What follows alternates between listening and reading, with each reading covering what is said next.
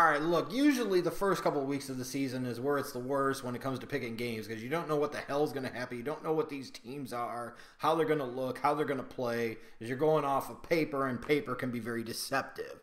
Well, the weird thing is, the first couple of weeks of this season, I was pretty good in terms of my picks, and then the bottom fell out. I completely cratered, and it's really embarrassing to sit there and use the tagline, the most underrated sports talker on YouTube, with a pathetic performance like this for the third week in a row. 6-8 picking winners, 7-7 against the spread. Holy Christ, what the hell has happened? I feel lost. I don't know if I need to perform some type of voodoo or satanic ritual to get the mojo back, but I need something. Because I'm doubting myself, I'm questioning myself, and that's not good. It's not that hard. And I'm sure other people aren't doing great either because the first 5 weeks of the season has been kind of hard to pick. There's been some weird, crazy crap that has happened, but my Lord, my Christ. I feel more idiotic about the NFL than I ever have. Let's see if week 6 can turn it around. Ooh, I got the Thursday night game right. I said the Eagles were going to win. I took the Eagles plus the 3, and they did. What the hell does that mean? Because I did the same thing in week 4 and in week 5, and it didn't mean hella beans. So it's probably not going to mean hella beans again this week. But let's hope it does. Whoopee, hope. Somebody up there doesn't like me. Kiss my ass. If you don't help me now, I say, screw you, I do it myself. So let's go. This week's picks, rapid fire. Atlanta's favored by 13.5 over the Dolphins. Give me the Falcons to win, but 13.5 is a lot for a team coming off of the bye week, even facing a Jay Cutler offense that's going to not have Devontae Parker.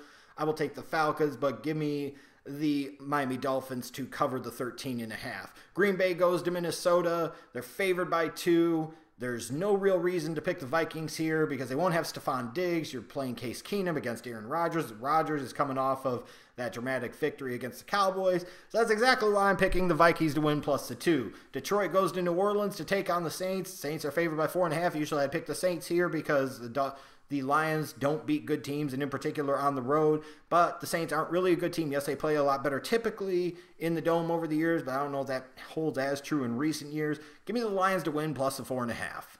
Got to pick something different here. Got to try and shake shit up because God knows this season it's been all types of weird and screwy.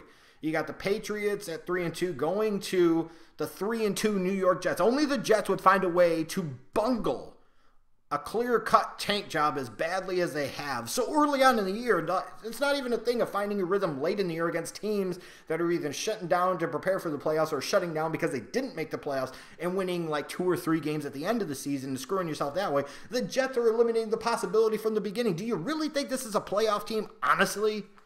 The Patriots are favored by 10. Give me the Patriots minus the 10. San Francisco with Kyle Shanahan goes to Washington to take on the Redskins. The Redskins coming off of their bye, but they're battered. No Rob Kelly. The Redskins are favored by 12.5.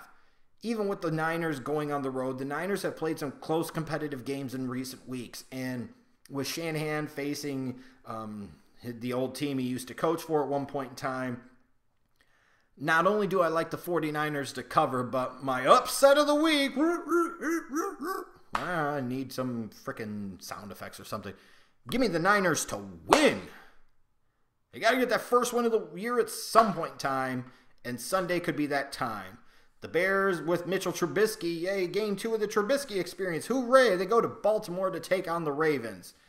It even feels like with the Ravens offense the way it is, at 7 points is a lot to ask, but the Bears don't play nearly as well on the road.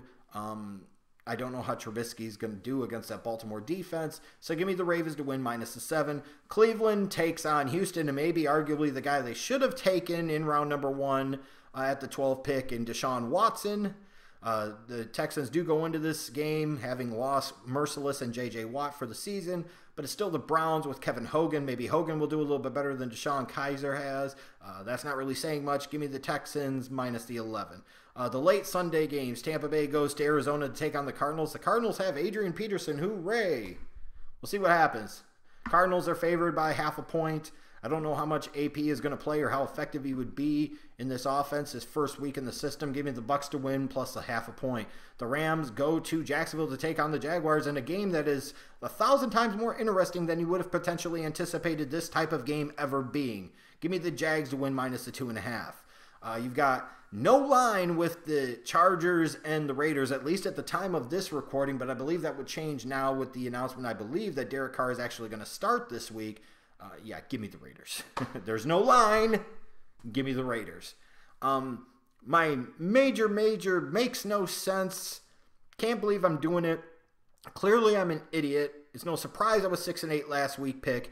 Has to be taking the Steelers plus 4.5 against the Chiefs. And not only that, picking the Steelers to win. You're talking about a Chiefs team that is 5-0, that is probably the best team in football the way it stands at this current moment, against a Steelers team that, while 3-2, looked like complete doo-doo against the Jaguars this past Sunday, where Big Ben threw 5 interceptions, and then afterwards, because Big Ben loves his drama, he had to sit there and say, I don't know if I have it anymore. He like lives for that. It's something about him. He just wants that attention. He wants that. I don't get it. But nonetheless, the Chiefs are the better team, in theory. There's absolutely no reason to pick the Steelers on the road, knowing that Big Ben doesn't play nearly as well on the road, knowing that the Steelers looked as bad as they did against the Jaguars, and the Chiefs, again, are undefeated. They've got an even better offense because Alex Smith is taking some chances. You've got Kareem Hunt in the backfield. You look at this and you say, how could you pick the Steelers? Except if you remember, the Steelers blew them out last year in the regular season. Granted, that was in Pittsburgh, but they still blew them out. And then they went on the road in the playoffs and beat the Chiefs in Arrowhead. Le'Veon Bell and Antonio Brown in both games had pretty good days. I'm going off of that history and saying, when you look at the Chiefs, there are warning signs of trouble there. And the funny thing is, I don't think at this particular moment, even though I'm still not fully sold that Alex Smith is going to be that type of guy when it really, really matters most, the fact is it's their defense that really concerns me right now because they're not great at stopping the run. And in particular, they just allowed the Houston Texans and Deshaun Watson, a rookie quarterback, to throw all over him. DeAndre Hopkins with the 3 touchdown catches. Will Fuller with the 2 touchdown catches. So maybe this is a game where Antonio Brown, Le'Veon Bell, Martavis Bryant go all off for big numbers. I'm taking the Steelers. Fuck it. When you perform this bad the past few weeks, you got to take some chances.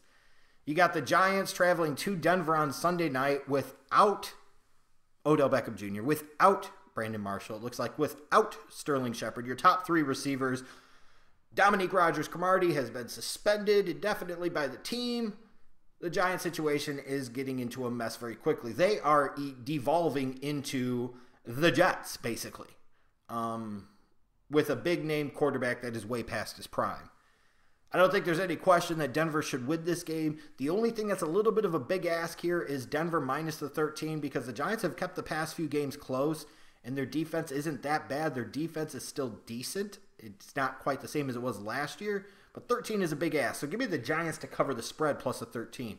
And then the Monday night game, you've got the Colts traveling to Tennessee to take on the Titans. The ultimate question is going to be, is Mariota going to play or is he not? At the time of the recording, there was no line in this game, I think in large part because of the uncertainty with Mariota and whether he's going to play or not.